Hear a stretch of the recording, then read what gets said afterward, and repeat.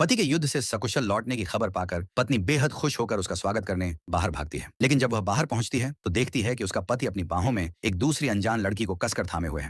ये दृश्य देखते ही पत्नी का दिल बैठ जाता है। जब वह आगे बढ़कर उस लड़की के बारे में पूछने की कोशिश करती है तो पति उसकी तरफ ध्यान दिए बिना उस लड़की को गोद में उठाकर सीधे कमरे में ले जाता है। कमरे में उन दोनों की करीबियों को देखकर पत्नी मर्यादा का हवाला देते हुए उस लड़की की देखभाल खुद करने की बात कहती है। लेकिन पति इसे उसकी जलन समझ लेता है। पति साफ कह देता है कि वह इस लड़की को अपने साथ यहाँ दूसरी पत्नी बनाकर रखने लाया है क्योंकि उसने उसकी जान बचाई थी। पुराने समय में जब आदमी खाई में गिर गया था तब इस लड़की के परिवार ने उसे बचाया था और बाद में उसी के कारण उस लड़की के माता पिता मारे गए थे। पत्नी रोते हुए सवाल करती है कि एहसान चुकाने के और भी कई तरीके हो सकते हैं, फिर उसके सम्मान को ठेस पहुंचाकर ही यह एहसान क्यों चुकाया जा रहा है। पति जब युद्ध पर जा रहा था तब उसने वादा किया था कि लौटने पर वह उसके साथ धूमधाम से शादी का जश्न मनाएगा। पति के जाने के बाद पत्नी अपने मायके से मिले दहेज के पैसों से हवेली का खर्च चलाती रही और पूरे सब्र के साथ उसका इंतजार करती रही। दूसरी तरफ उसकी सास को हवेली के कामों से कोई मतलब नहीं था और वह रोज पैसे उड़ाने जुए के अड्डे चली जाती थी। पति के लौटते ही उसकी सास मौके का फायदा उठाकर रोने धोने का नाटक करती है और अपने बेटे के कान भरती है। वह पत्नी पर झूठा आरोप लगाती है कि उसने घर की सत्ता अपने हाथ में ले रखी है, उसका अपमान किया है और उस लड़की को परेशान किया है। आदमी अपनी माँ की बातें सुनकर गुस्से से आग बबूला हो जाता है और पत्नी के पास जाकर हवेली की सारी चाबियां और अधिकार अपनी माँ को सौंपने की मांग करता है। पत्नी शांत होकर उसे हवेली के पिछले आंगन में ले जाती है जहाँ एक झूला टंगा हुआ है।